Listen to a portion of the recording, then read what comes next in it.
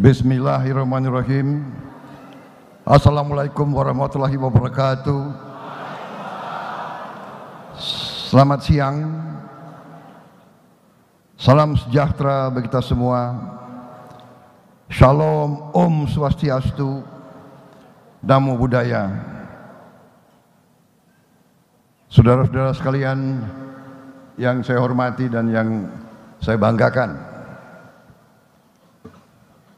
Bapak Andi Sudirman Sulaiman, Gubernur Sulawesi Selatan, yang saya hormati Bapak Dr. Bima Arya Sugiarto, Ketua Dewan Pengurus Asosiasi Pemerintah Kota seluruh Indonesia sekaligus Wali Kota Bogor untuk periode kedua, Bapak Insinyur Muhammad Ramdan Pomanto, Wali Kota Makassar selaku tuan rumah.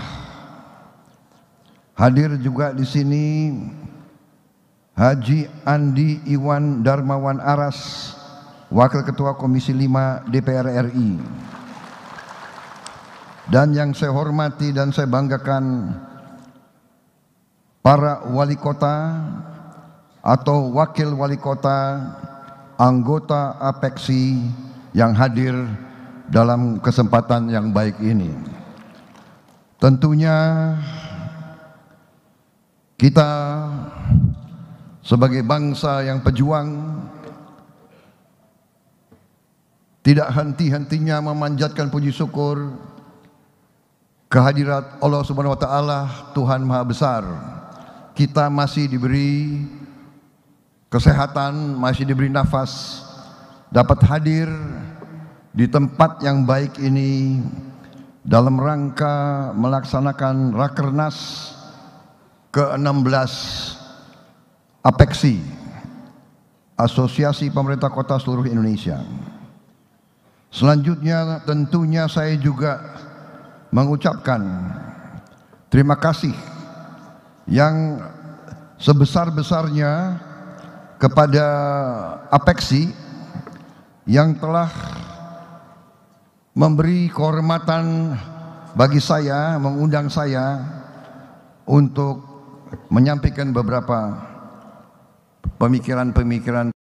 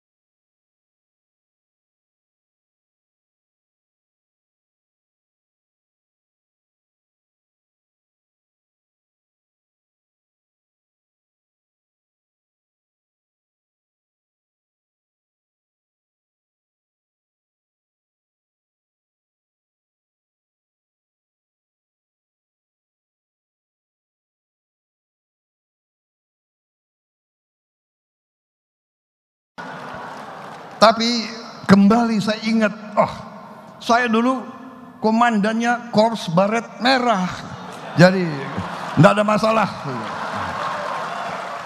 Mau merah, mau putih, nanti saya diundang pakai tutup kepala kuning, nggak ada masalah, kita semua bersaudara. Jadi demikian.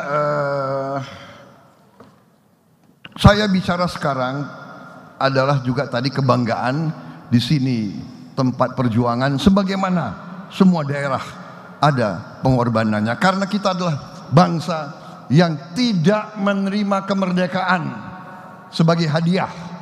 Kita memperebutkan kemerdekaan dengan perjuangan yang lama, perjuangan yang penuh darah, keringat dan air mata. Kita tidak menerima hadiah, kita perang untuk kita merdeka. Jadi ini, dan di sini, di kota ini juga ada makam Pangeran Diponegoro yang dibuang dari daerah asalnya.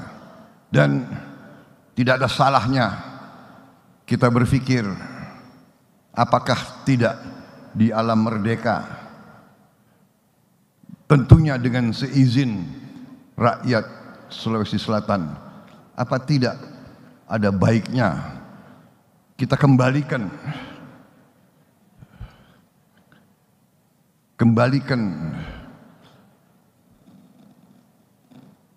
makamnya Pangeran Diponegoro ke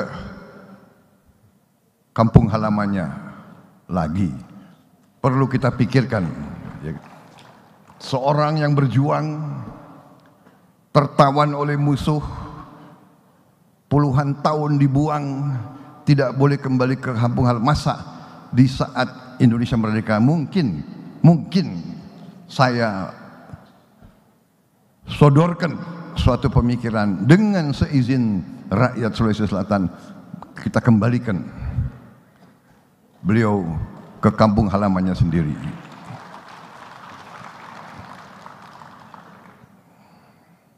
Saudara-saudara sekalian, wali kota, bupati ya, adalah ujung tombak dari pembangunan bangsa. Saudara-saudara adalah eksekutif yang harus implementasi pembangunan bangsa. Berarti nation building itu adalah tanggung jawab saudara-saudara sebagai ujung tombak eksekutif. Presiden dibantu menteri-menteri, gubernur, kemudian bupati dan wali kota. Betapa bagusnya rencana yang dibuat di pusat, kalau implementasinya tidak bagus, pembangunan bangsa akan terhambat. Saudara-saudara sekalian, kita faham dan kita mengerti bahwa bangsa kita ini saat ini berada di suatu persimpangan jalan. Berada dalam suatu persimpangan jalan. Kita patut bersyukur bahwa bangsa kita telah mengalami proses sejarah yang penuh cobaan dan tantangan. Saudara-saudara, kita harus sadar dan kita harus mengerti bahwa bangsa ini demikian besarnya. Kadang-kadang kita tidak sadar bahwa kita dari segi jumlah penduduk, ya, keempat terbesar di dunia. Tapi dari segi luas wilayah, kita juga negara yang sangat besar, sebesar Eropa Barat. Eropa Barat 27 negara. Kita satu negara.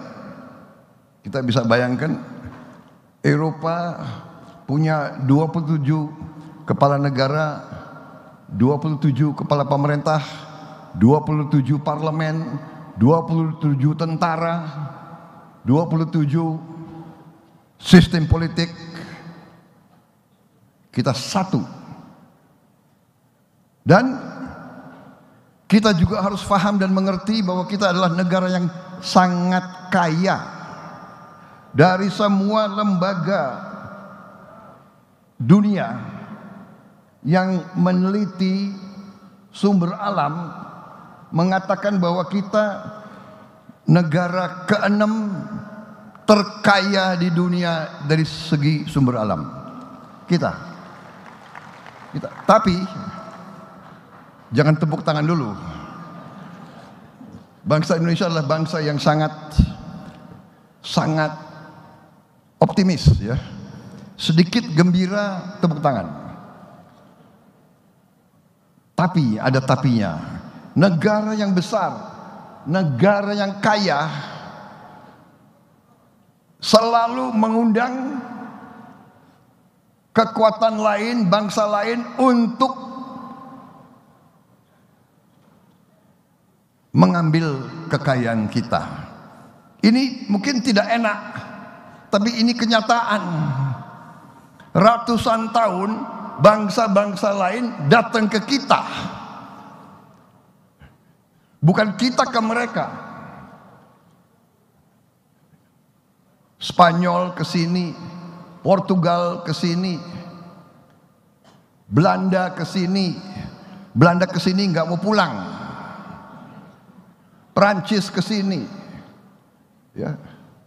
Inggris, Jepang, Mongol, semua ke sini ratusan tahun. They come here, we did not go there. Artinya apa? Dari sejak dulu banyak pihak, banyak negara, banyak kekuatan sudah tahu Kepulauan Nusantara ini sangat-sangat kaya. Dulu tahun 1600-an mereka kesini karena mereka butuh rempah-rempah. Dulu tidak ada kulkas, jadi rempah-rempah sangat dibutuhkan untuk mengawetkan makanan. Dan makanan yang bisa diawetkan menentukan untuk kekuatan perang. Kapal-kapal layar butuh makanan yang diawetkan. Jadi siapa yang punya rempah-rempah, dia menjadi super power. Karena angkatan lautnya bisa bertahan 2-3 minggu, bahkan bisa 1-2 bulan. Demikian Belanda super power, Inggris super power, Prancis super power, Spanyol super power, Portugal super power. Mereka menguasai sumber alam. Spanyol kuasai perak dan emas dari Amerika Latin, super power. Ini sejarah peradaban manusia. Jadi saudara-saudara, para pemimpin rakyat, para kepala negara, para kepala kota, Anda harus paham bahwa negara kita demikian kayanya, dan karena kaya kita, kita selalu harus siap diganggu. Sebagai contoh, Presiden kita, Presiden Joko Widodo, bertekad untuk sumber alam kita tidak boleh dijual murah dalam bentuk bahan mentah. Beliau bertekad dan beliau melaksanakan program hilirisasi. Artinya bahan-bahan kita harus diolah di tanah air kita sendiri. Karena dengan bahan-bahan itu diolah, nilai tambah kita yang kita terima bisa naik puluhan kali, bahkan ada yang ratusan kali. Saudara-saudara, contoh boksit bahan untuk alumina. Alumina bahan untuk aluminium. Aluminium bahan untuk pesawat terbang, mobil, motor, komputer, videotron, televisi. Selama ini kita mengizinkan ekspor boksit gelondongan, dan kita beli mobil dari luar, beli motor dari luar, beli komputer dari luar. Demikian juga nikel. Nikel sama. Selama puluhan tahun bahkan kita izinkan nikel dijual dalam bentuk mentah. Sekarang kita mengatakan no, kita harus olah di sini. Saudara-saudara, dalam 1 tahun begitu pemerintah kita melaksanakan hilirisasi, dalam 1 tahun dari tahun 2021 sampai 2022, penerimaan negara, penerimaan bangsa Indonesia dari nikel naik 20 kali. 20 kali lebih. Bayangkan. Jadi saudara-saudara, kenapa saya singgung ini semua? Saya mulai dari makro, karena memang saudara berkepentingan, saudara mau dengar kepentingan kota. Tapi kalau saudara bertanya, bagaimana program ini, program itu yang berurusan langsung ditanggung jawab saudara-saudara, tentunya ujung-ujungnya kita harus bicara kemampuan uang. Dan bagaimana kita bisa meningkatkan kemampuan keuangan kita. Satu-satunya jalan adalah hilirisasi. Semua kekayaan kita olah di dalam negeri. Saudara-saudara sekalian, dengan demikian kekayaan kita naik berpuluh kali lipat.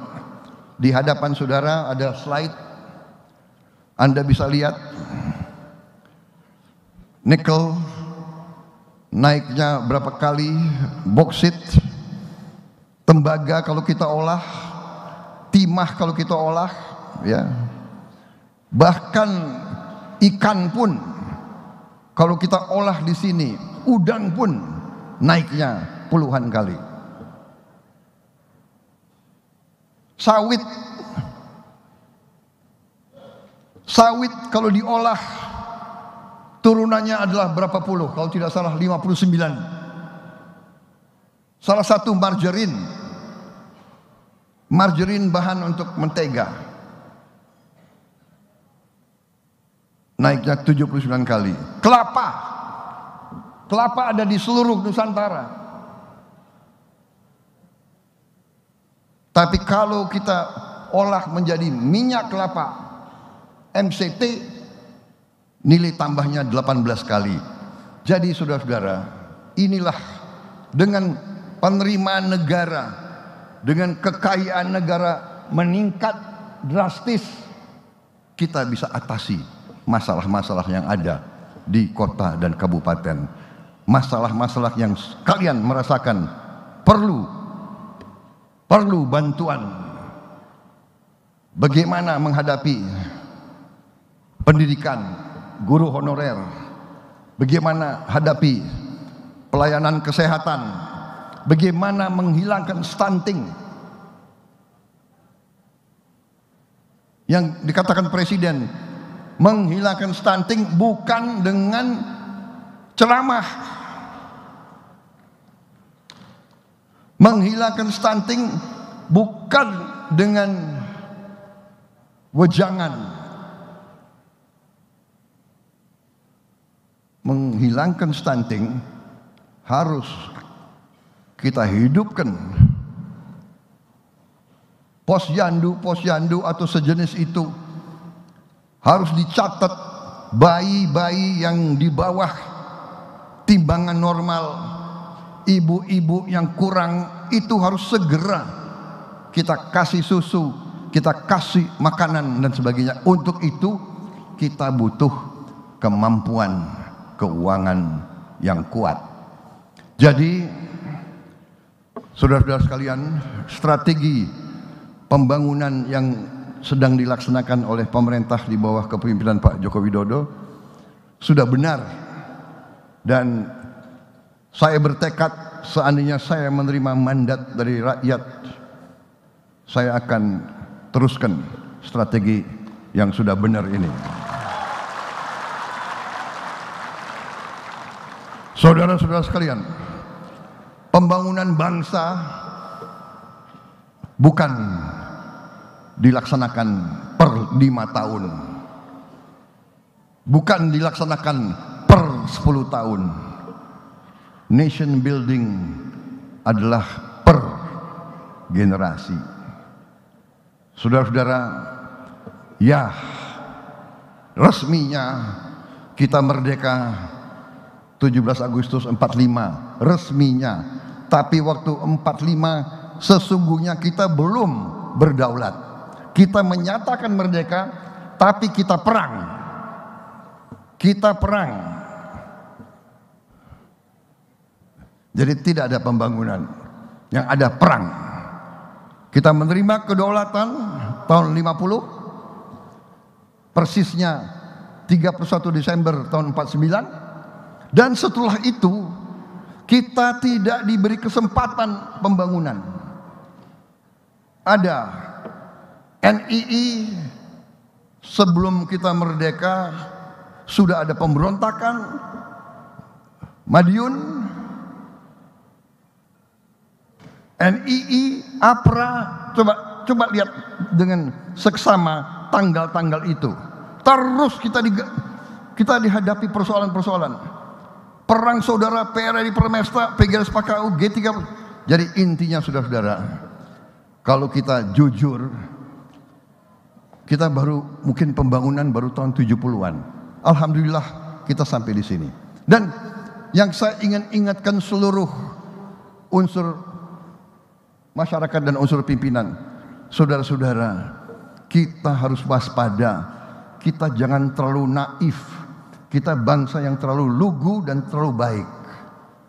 Kita ramah. Masalahnya bangsa-bangsa lain belum tentu seramah kita. Bangsa-bangsa lain akan memikirkan kepentingan mereka sendiri. Nyatanya ribuan kapal asing mengambil ikan kita di laut kita sendiri. Saudara-saudara sekalian, ini kenyataan. Saya ketemu Menteri KKP kemarin kalau tidak salah. Dia mengatakan dia mau berkunjung ke suatu negara. Saya nggak sebut negara mana, nggak enak, ya kan? Nanti hubungan diplomasi kita nggak benar. Dia mau berkunjung ke Menteri Perikanan negara itu, memberi syarat kepada Menteri KKP kita. Boleh Anda berkunjung ke saya, tapi saya minta dulu kau larang nelayan-nelayan Indonesia untuk terlalu banyak ambil ikan tuna di Indonesia. Kan aneh. Laut Indonesia, nelayan Indonesia, tunanya ada di Indonesia, harus kita kurangi nelayan kita untuk ambil ikan. Alasannya kalau ikan terlalu banyak diambil di Indonesia, dia nggak kebagian ikan. Akhirnya Menteri KKP bilang ke saya, Menhan, saya nggak jadi berangkat. Sudah nggak jadi berangkat. Untuk ketemu saja kok kasih syarat. Saudara-saudara, ini adalah kenyataan. Sekarang ini persaingannya persaingan keras. Persaingan adalah persaingan ekonomi. Inilah yang saya mengerti, saudara. Undang saya di sini ingin mendengar apa gagasan Pak Prabowo yang akan berurusan dengan pembangunan kota. Ya.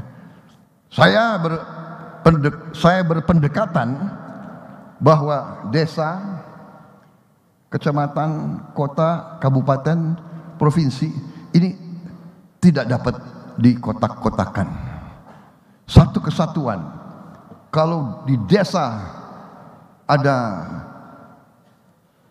tenaga kerja yang tidak dapat pekerjaan, dia akan lari ke kota. Kalau di kota tidak ada pekerjaan, dia akan lari ke ibu kota provinsi. Saudara-saudara, jadi pendekatan kita harus integral, komprehensif, dan lihat sumber masalahnya. Sumber masalahnya kita sudah mengerti. Kita perlu meningkatkan penghasilan kita supaya gaji-gaji bisa naik, supaya banyak lapangan kerja, saudara-saudara, dan hanya supaya pendidikan harus berhasil. Kita sekarang kurang dokter-dokter spesialis. Saudara wali kota, saya kira saudara mengerti di kota kalian berapa spesialis jantung bisa pasang kateter, bisa pasang stent, berapa ahli onkologi, ahli kanker yang bisa obati leukemia, yang berapa alat-alat yang bisa dioperasikan di kota kalian dan sebagainya. Saudara yang lebih tahu. Pendidikan harus kita tingkatkan. Semua, dan ini semua perlu investasi yang besar. Jadi saudara-saudara, strategi yang sudah dilaksanakan, kuncinya ada hilirisasi. Tapi hilirisasi ini mengganggu negara-negara lain. Begitu pemerintah kita melaksanakan hilirisasi, diancam oleh Uni Eropa, diadu ke WTO, diadu, pemerintah kita naik banding, dia adu lagi, naik banding lagi, kita tidak tahu. Tapi mereka tidak suka kalau kita hilirisasi. Kemudian selain Uni Eropa, IMF menegur kita juga. Saudara-saudara, bayangkan, kita bahan baku ada di kita, milik kita, karunia Tuhan. Kita mau olah di Indonesia. Karet kita mau olah di Indonesia. Kelapa sawit kita mau olah di Indonesia. Coklat kita mau olah di Indonesia. Semua bahan itu kita mau olah di Indonesia supaya pabrik-pabriknya bisa memberi pekerjaan untuk anak-anak kita. Supaya insinyur-insinyur kita bisa bekerja, supaya wali kota bisa dapat retribusi, supaya pajak naik, penghasilan naik, saudara-saudara.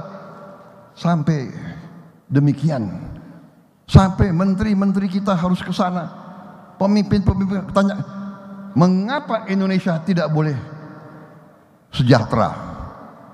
Mengapa Indonesia harus jual murah bahan-bahan yang kita miliki, saudara-saudara? Karena itu kita harus kuat, kita harus waspada, dan semuanya kuncinya adalah persatuan dan kerukunan. Menurut saya kuncinya itu, saudara sebagai pemimpin terdepan, saudara yang menerima mandat dari rakyat terdepan, saudara sangat berperan untuk memelihara momentum nation building kita. Saya bisa lebih rinci bicara ini, tapi secara garis besar itu yang saya ingin sampaikan. Strategi pembangunan kita sudah benar, hilirisasi di semua bidang sangat penting, dan itu kuncinya bahwa banyak sekali lembaga internasional, pakar-pakar, pengamat, dan lembaga pengkajian mengatakan bahwa kita yang sekarang sudah ekonomi ke-16 dan waktu dekat akan menjadi ekonomi ke-10, dan insya Allah 2045 di zaman tadi generasi Z muncul, kita sangat besar kemungkinan bisa menjadi negara ekonomi kelima di dunia atau keempat. Tapi kembali ada syaratnya. Syaratnya adalah bisakah pemimpin-pemimpin Indonesia kerjasama? That is the question. Saya pernah baca kajian-kajian mereka. Can the elite of Indonesia work together? Kalau kita bisa kerjasama, insya Allah kita akan sangat berhasil dan kita akan jadi negara maju. Kita tidak mau jadi negara rakyat kita hanya menerima UMR, kita mau dan kita mampu menjadi negara berpenghasilan memadai. Saya kira itu saudara-saudara. Kita bersyukur kita berhasil mengatasi berbagai krisis yang sangat berat. Kita selalu kalau terjadi dan kita sudah berhasil, kita lupa kesulitan kita. Waktu COVID mulai datang ke Indonesia, marilah kita ingat, belum ada vaksin, kita tidak tahu virus apa, kita takut. Banyak yang takut keluar dari rumah. Kita cuci tangan setiap 5 menit, pakai masker, dan sebagainya dan sebagainya. Dan kita diramalkan bahwa Indonesia akan kolaps. Muncul di CNN, muncul di mana-mana. The Indonesian health system on the verge of collapse. Alhamdulillah kita buktikan kita tidak kolaps. Kesehatan kita lumayan, pengorbanan dokter-dokter banyak, perawat-perawat banyak berkorban, tapi kita mampu mengatasi lebih cepat dari banyak negara lain. Dan itu adalah karena keberhasilan kepemimpinan pemerintah kita yang dipimpin oleh Presiden Joko Widodo dan adanya kerjasama elit. Pada saat itu kita tidak memandang partai apa, kita tidak memandang suku apa, kita tidak memandang agama apa, kita tidak memandang ras apa. Kita bersama-sama telah mengatasi krisis itu. Dan sekarang saya kira kuncinya adalah demikian. Saya sangat optimis, karena itu saya juga dalam politik saya ingin menjalankan politik kerukunan, politik kebersamaan, politik kesejukan. Saya menjadi semakin yakin gaya demokrasi kita, gaya kepemimpinan politik kita harus kepemimpinan politik yang sejuk, yang bersahabat, yang santun dan yang sopan dan yang mengajak kebersamaan. Saya kira ini sangat penting. Ini berbeda dengan tradisi demokrasi di negara-negara lain. Di negara lain kadang-kadang kita lihat debat-debat itu saling caci maki, saling kejar mengejar, saling ini menurut saya kurang tepat untuk tradisi bangsa Indonesia. Dan saya kira kita sudah buktikan sekarang Indonesia jadi panutan di mana-mana. Saya keliling kemana-mana, mereka selalu sekarang mulai melihat ke Indonesia. Bahkan saya laporkan ke Bapak Presiden, saya ketemu beberapa pimpinan negara-negara Afrika, mereka sekarang minta dilatih di bidang pertahanan oleh tentara kita. Mereka minta mengirim perwira-perwira untuk dilatih di Indonesia. Demikian kita sekarang sudah menjadi panutan. Saudara-saudara sekalian, saya kira demikian yang ingin saya sampaikan secara garis besar. We are on the right track. Kita bersyukur kehadirat Yang Maha Kuasa, kita diberi kekayaan demikian. Sekarang tergantung kita, tergantung pemimpin-pemimpin. Bisakah kita kelola dengan baik? Bisakah kita menjaga kekayaan itu? Bisakah kita menyampaikan roda pemerintahan yang bersih, yang efisien, supaya kekayaan itu benar-benar dinikmati oleh seluruh rakyat Indonesia. Dan sekarang memang benar, kita sekarang harapannya adalah di anak-anak muda kita, di Gen Z. Kita harapan kepada mereka. Kalau kita banyak kekurangan, kita berharap dari mereka akan muncul pemimpin-pemimpin yang lebih baik dari kita, lebih pintar dari kita, menguasai teknologi. Jangan mau dibohongi terus oleh bangsa-bangsa asing. Saya tidak mengajak kita membenci bangsa asing, tidak. Kita harus belajar dari yang kuat. Tapi jangan mau dibohongi terus, ya. Jangan mau dibohongi terus, saudara-saudara. Saya kira itu dari saya, saudara-saudara sekalian. Yang terakhir, saya banyak sekali slide. Ini ada slide.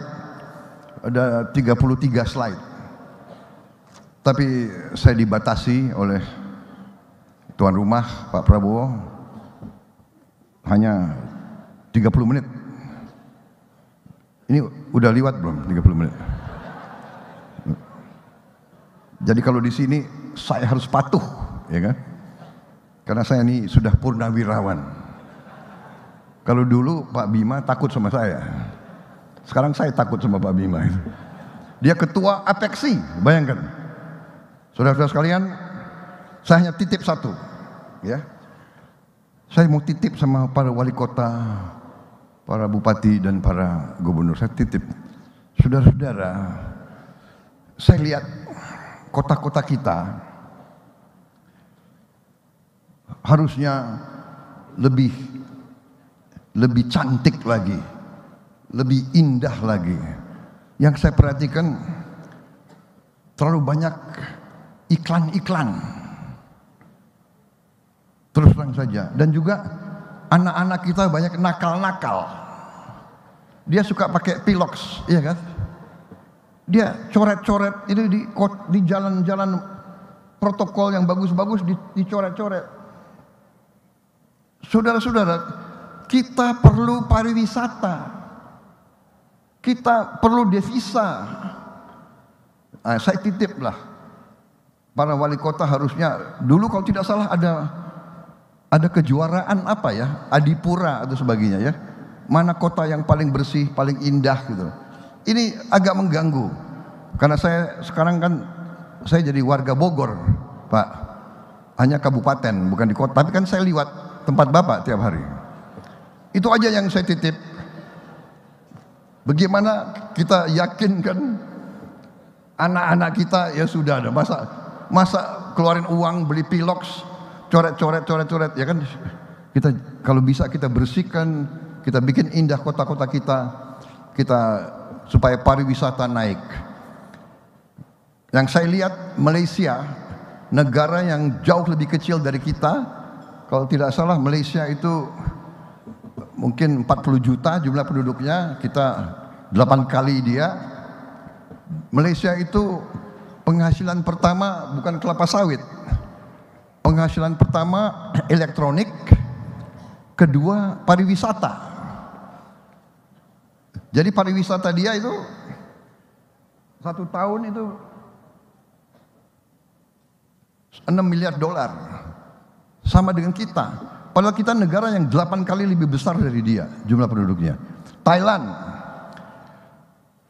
luar biasa, penghasilan dia pada puncaknya sebelum Covid 20 miliar dolar.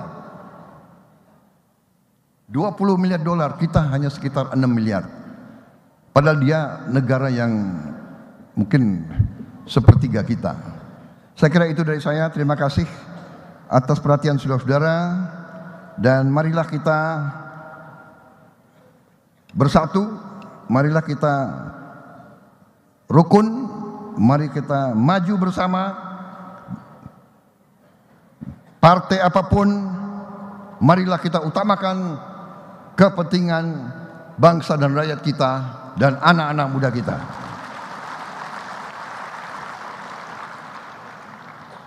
Terima kasih. Wassalamualaikum warahmatullahi wabarakatuh. Salam sejahtera bagi kita sekalian. Shalom, Om Santi, Santi, Santi Om. Terima kasih, saudara. Terima kasih. Tepuk tangan untuk Bapak Prabowo Subianto. Bapak Ibu, kita diberikan konteks yang lebih luas, tidak saja nasional, regional, tapi juga global. Memang jam terbang dan pengalaman berbicara dari Bapak Prabowo. Jam terbang itulah saya kira yang membuat Pak Prabowo tadi tenang, walaupun kita semua tegang karena mati lampu. Mohon maaf Bapak tadi sempat mati lampu. Dan izin kami pada kesempatan kali ini juga ingin sekali menampilkan video profil dari Bapak Prabowo. Gak usah lah. Udah kenal saya belum? Karena walaupun tingkat awareness Bapak paling tinggi dibanding yang lain, tapi selalu senang melihat profil-profil yang bagus dengan jam terbang yang panjang Bapak. Izin. Sebelum kita sama-sama mendengar dua pertanyaan dari para wali kota.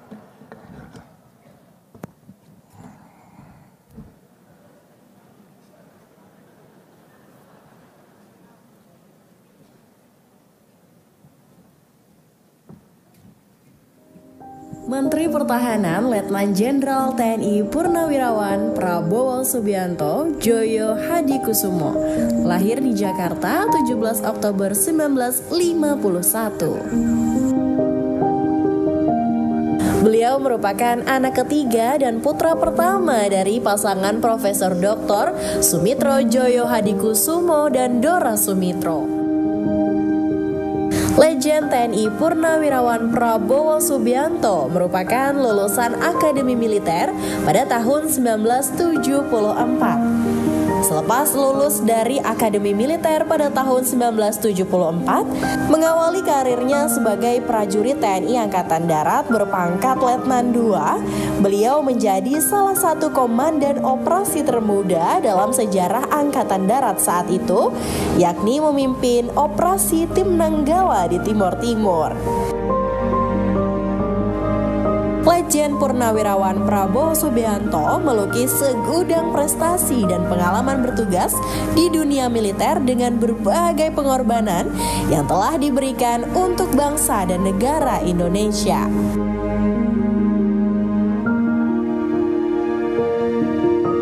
Karirnya melejit setelah menjabat sebagai Wakil Komandan Detasemen Penanggulangan Teror di Komando Pasukan Khusus pada tahun 1983. Pada tahun 1996, Legend TNI Purnawirawan Prabowo Subianto diangkat sebagai Komandan Jenderal Pasukan Khusus. Saat menjabat, beliau memimpin operasi pembebasan sandera di Mapenduma.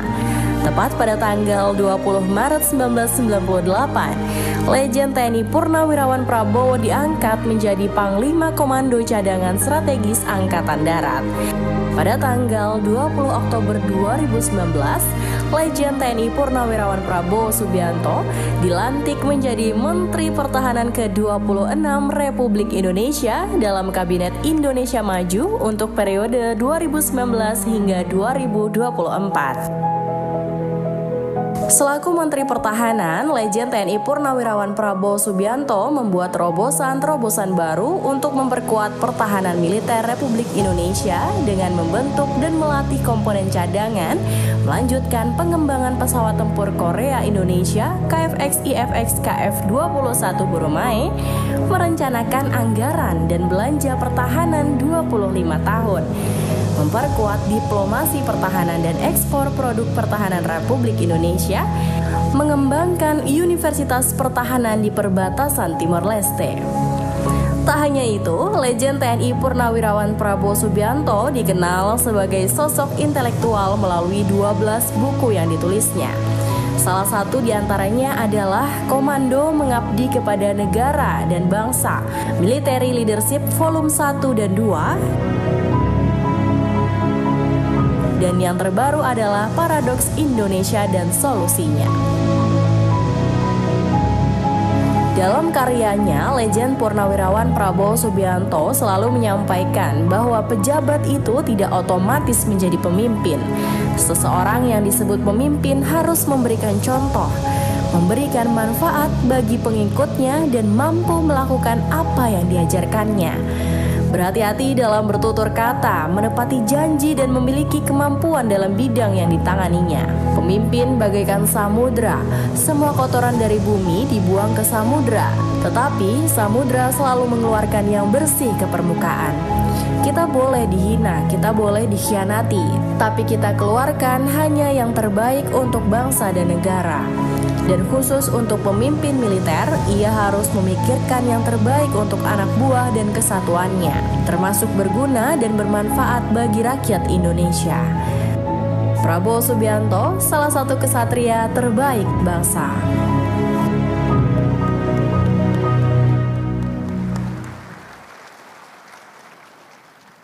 Bapak Prabowo, Apexi terdiri dari 6 komisariat, Pak.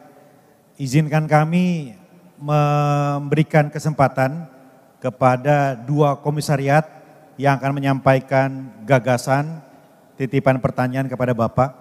Untuk kesempatan yang pertama, kami mengundang Ketua Komisariat Apexi Wilayah 1. Ini wali kota yang lorengnya terbanyak di dunia, Wali Kota Medan, Bang Bobi Nasution.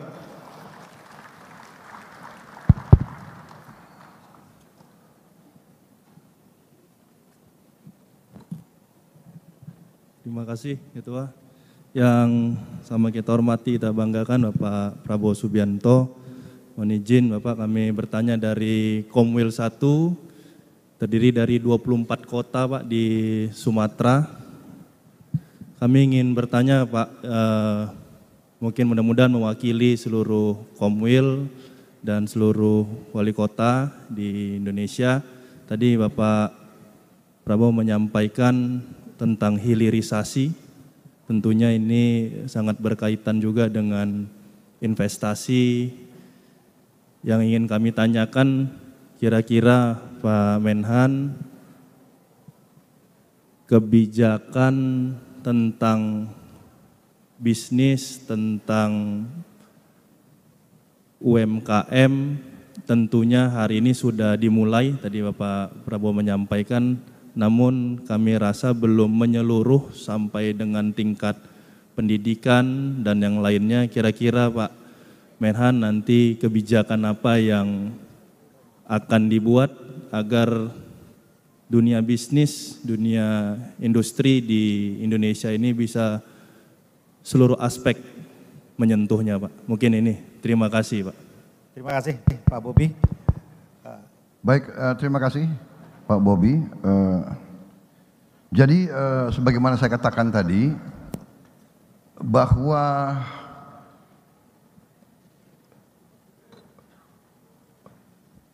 kita harus memberi suatu kemampuan untuk seluruh rakyat kita, terutama mereka yang paling lemah, mereka yang paling di lapisan terbawah, supaya bisa mendapat kesempatan untuk keluar dari perangkap kemiskinan. Jadi benar sekali, salah satu adalah melalui UMKM. Kita harus berdayakan UMKM lebih baik. Nah, untuk itu selain sekarang yang sudah kita alami, ya, pemerintah kita sekarang dengan bantuan langsung, ya kan, langsung ke sasaran, ini harus dipertahankan, dan kalau perlu diperketat, di targetingnya harus benar. Mereka yang perlu harus segera kita yakini sampai, ya kan.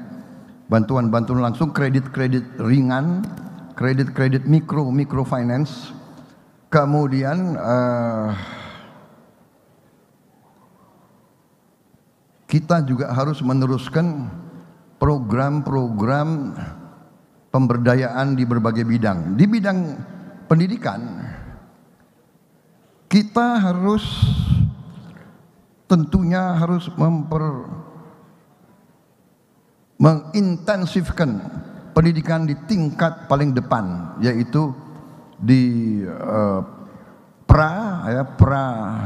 katakanlah taman kanak-kanak, istilahnya sekarang mungkin usia dini ya, PAUD dan SD, kemudian di sekolah-sekolah kejuruan, sekolah-sekolah vokasi. Ini harus kita intensifkan. Kita harus berdayakan BLK kita. Saya dapat laporan, apakah benar atau tidak saya ingin cek lagi. Ada beberapa BLK yang kurang dimanfaatkan. Ada berbagai BLK yang kosong, tidak dimanfaatkan. Coba para wali kota mengecek, ya, apa benar atau tidak laporan ini. Ini salah satu yang harus kita tingkatkan. Kemudian affirmative action, kebijakan yang berpihak kepada kaum yang lemah, yang dari daerah terpencil, dari pulau terluar, dari suku-suku yang masih jauh dari pusat pembangunan di Papua, mungkin di kepulauan-kepulauan. Ini harus ada affirmative action, ada kebijakan-kebijakan yang berpihak. Ya, kita harus tambah beasiswa kepada mereka. Ternyata kita dapat masukan juga bahwa begitu banyak beasiswa yang ada di pemerintah sekarang yang kurang diisi, kurang dimanfaatkan. Saya tidak mengerti bagaimana caranya. Mungkin inilah para wali kota bisa scouting di kota masing-masing, para bupati, para camat cari anak-anak dari manapun, terutama dari kelompok yang paling bawah, untuk bisa dia sekolah dengan baik setinggi-tingginya. Saya mau kasih contoh. Ini yang saya cukup bangga. Begitu saya jadi Menteri Pertahanan, saya analisa masalah, ya, yang dibutuhkan sekarang adalah banyak sekali insinyur teknik, dokter, ahli fisika, kimia, biologi. Dan waktu itu saya bersama Wakil Menteri waktu itu Pak Trenggono dan Menteri Kesehatan waktu itu, ya, kita menganalisa dan kita mengatakan, oke, Universitas Pertahanan yang ada di bawah saya bikin program S1, dan S1 ini adalah biaya siswa penuh, dan saya bilang kita rekrut dengan standar yang sangat tinggi. Saya pakai standar dari Harvard University, ya, matematik 9, fisika 9, IQ 120, dan kita buka pendaftaran dan tidak ada surat-surat rekomendasi, tidak ada. Mau anaknya siapa tidak berlaku. Yang jelas lulus standar masuk. Apa yang terjadi? Saya bangga. Suatu saat saya cek, saya lihat seorang mahasiswi. Saya tanya, kamu berasal dari mana? Berasal dari Medan. Kamu sekolahnya apa? Sekolahnya dari pesantren. Bayangkan, sekolah dari pesantren, matematiknya 9, fisikanya 9, IQ-nya 120. Bapakmu kerja apa? Bapak saya di pasar, Pak, jualan bakso. Ibu kamu? Ibu saya juga di pasar, Pak, jualan cendol. Anak penjual bakso dan penjual cendol lulus Universitas Pertahanan dengan tidak ada koneksi, tidak pakai uang, masuk ke bidang teknik sipil.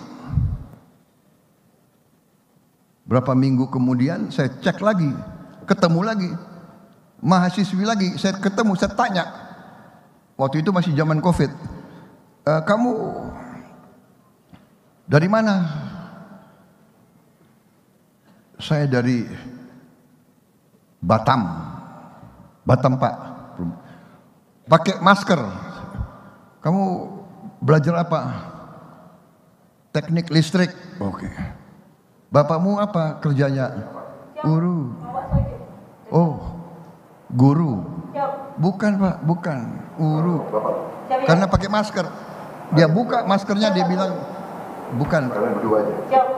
Guru, buruh. Bukan yang ini nggak usah dipasang. Ini udah kan ini. Mana nih slide? Ini saya cerita kasus lain. Ini anaknya buruh. Bisa bayangkan nggak? Buruh harian, anaknya teknik listrik. Saya bilang, yang pahlawan itu bapakmu. Kamu harus sungkem ke bapakmu. Bapak ibumu pahlawan. Kita bisa bayangkan nggak? Anak seorang tukang cendol, anak seorang buruh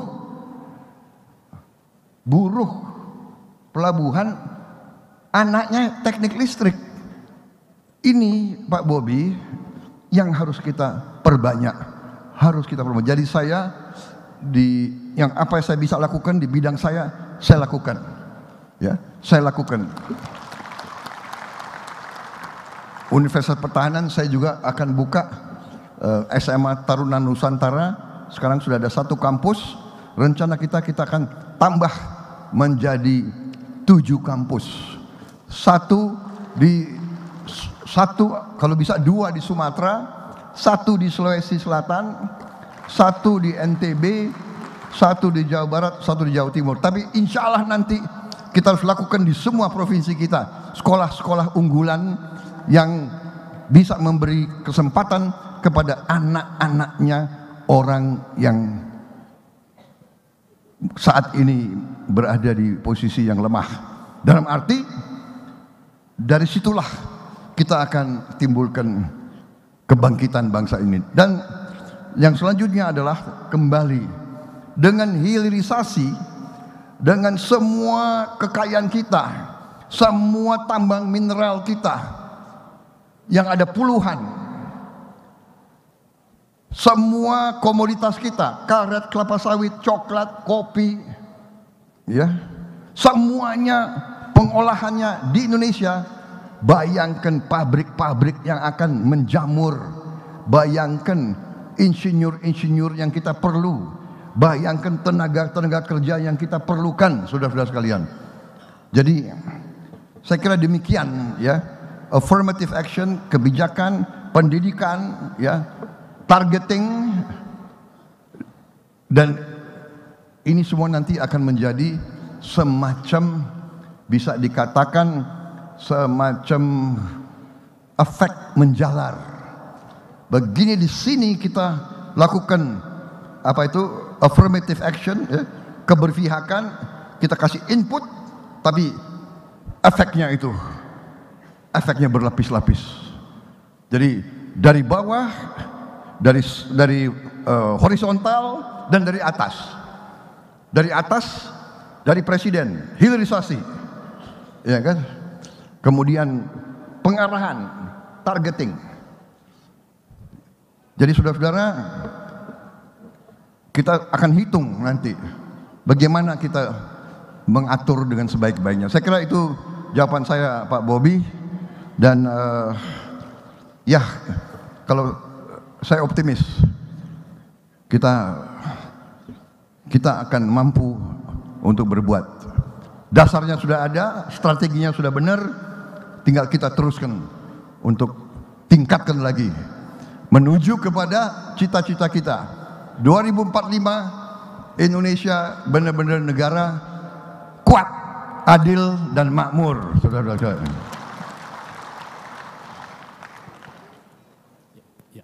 Izin Pak Menteri, pertanyaan terakhir dari Komil 6, Bapak Kapten Ali Ibrahim. Kalau terakhir ya? Terakhir Pak. Alhamdulillah. Kami semua mayor Pak, tapi beliau khusus satu-satunya Kapten. Izin Pak Jenderal, saya Kapten Laut, jadi nggak naik mayor, nggak naik letnan, tetap kapten terus. Pertama, Assalamualaikum warahmatullahi wabarakatuh. Selamat sore dan salam. Maaf, Bapak dari wali kota mana Pak? Tidore. Okay. Saya Tidore Kepulauan Maluku Utara. Ya. Selaku wali kota dan juga sebagai ketua Komil 6, wilayahnya cukup jauh, cukup panjang geografinya dari Sulawesi sampai ke Papua. Itu 17 wali kota, anggotanya semua 17. Pertanyaannya pendek atau kami titipkan pertanyaan ini. Insya Allah ke depan kalau Bapak terpanggil sebagai presiden, kami sebagai bagian daripada Indonesia, kami titip. Pertama, bagaimana pembangunan Indonesia Timur. Yang kedua, perencanaan pembangunan kelautan Indonesia Timur. Karena kami adalah daerah kepulauan. Kami sangat mendukung sekali apa yang Bapak sampaikan, terutama para nelayan. Dari luar banyak sekali pencurian ikan di perairan kami, terutama di atas Pulau Murtai. Terima kasih. Selamat sore. Baik, terima kasih. Dari Indonesia Timur, saudara-saudara, saya kebetulan memang saya ini setengah orang Indonesia Timur. Karena ibu saya orang Sulawesi juga. Jadi kalau bisa dikatakan saya ini orang Orba dan Orla sekaligus. Karena ibu saya dari Langowan, Sulawesi Utara, jadi saya orang Langowan. Bapak saya dari Banyumas, Jawa Tengah, jadi saya Orba. Jadi saya Orla, Orba sekaligus. Saudara-saudara, baru kemarin saya diskusi sama Menteri KKP, kita memang masa depan bangsa Indonesia itu sangat besar nanti dari Indonesia Timur. Jadi kita sekarang harus benar-benar punya strategi khusus, dan sudah kita rintis sekarang strategi khusus untuk Indonesia Timur ya. Saya kira pemerintah Presiden Jokowi ya 2 periode fokusnya luar biasa di Indonesia Timur. Yang saya tahu beliau berkunjung saja ke Papua sampai hari ini sudah 17 kali. Beliau berkunjung ke Papua 17 kali. Maaf, bisa dihitung nanti. Mungkin belum ada presiden yang sebanyak itu berkunjung. Dan Anda bisa hitung ya, investasi kita di Papua, kemudian peningkatan ekonomi, pertumbuhan ekonomi di Papua itu sudah seberapa. Tapi benar, kita masih banyak kecolongan ya. Kita kalau tidak salah punya kebutuhan kapal ikan yang berkisar antara 150-300 gross ton. Kita punya kebutuhan 40.000 kapal. Kebutuhan kita. Ini sesuatu pikiran. Jadi kita perlu sekarang konsentrasi. Pemerintah di bawah Pak Jokowi sudah membuat konektivitas sekarang. Pelabuhan, kereta api, jalan raya, dan sebagainya. Sekarang kita harus isi supaya konektivitas itu bisa kita manfaatkan secara maksimal. Kemudian selain tadi kekayaan ikan tangkap, kita juga banyak sumber alam di laut yang belum kita gali. Contoh, juga kita sekarang bisa melakukan budidaya ikan, budidaya lobster, budidaya udang, budidaya rumput laut. Dan ini semua menghasilkan uang puluhan triliun tiap tahun. Sebagai contoh, budidaya udang 60 hektar budidaya udang itu investasinya 3 miliar per hektar. Jadi 180 miliar investasi proyek untuk budidaya udang. Revenue penerimaannya itu kurang lebih 140 M satu tahun. Berarti 2 tahun investasi sudah kembali. Anda bayangkan kalau itu 60 hektar kali 100, berarti 140 M kali 100 penghasilannya. Dan saudara-saudara, ternyata kita punya pantai kedua atau ketiga terpanjang di dunia. Kalau tidak salah hitungannya, tolong dicek kembali, sekitar 30 juta hektar.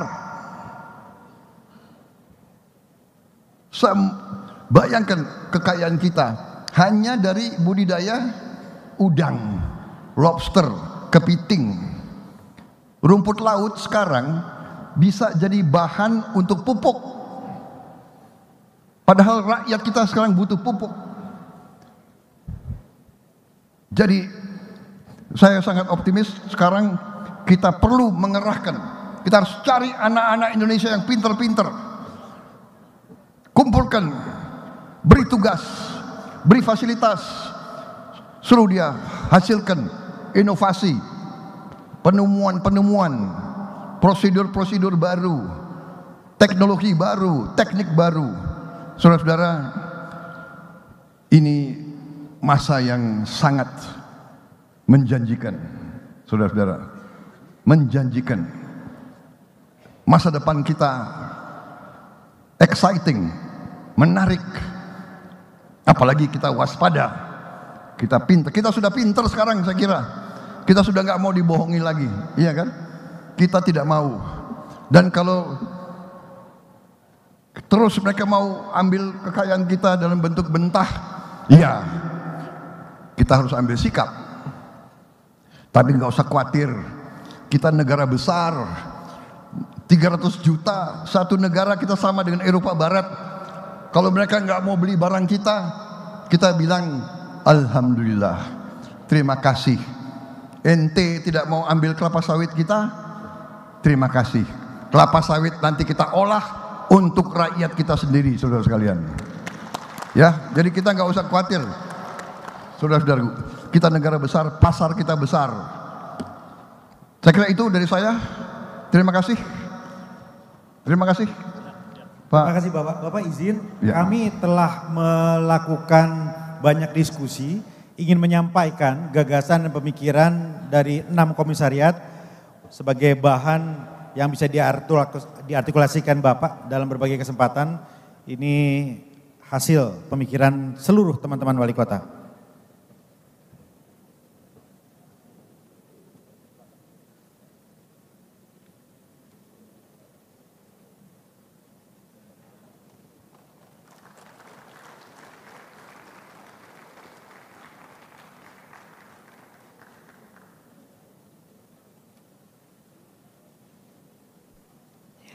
Rekomendasi dari Rakernas sudah diberikan, kita berikan tepuk tangan yang luar biasa. Karena tentu saja ada kenang-kenangan yang sudah disiapkan oleh Apeksi dan juga Wali Kota Makassar. Ini adalah sebuah cenderamata yang nantinya menjadi momen bersejarah juga untuk kita semua.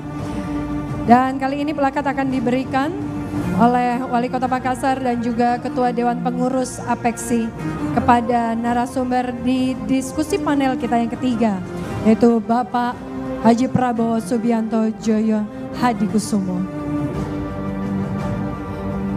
Gayung bersambut sepertinya karena Bapak narasumber, Pak Prabowo juga menyiapkan ada sebuah cenderamata yang akan diberikan untuk APEKSI dan juga untuk Wali Kota Makassar.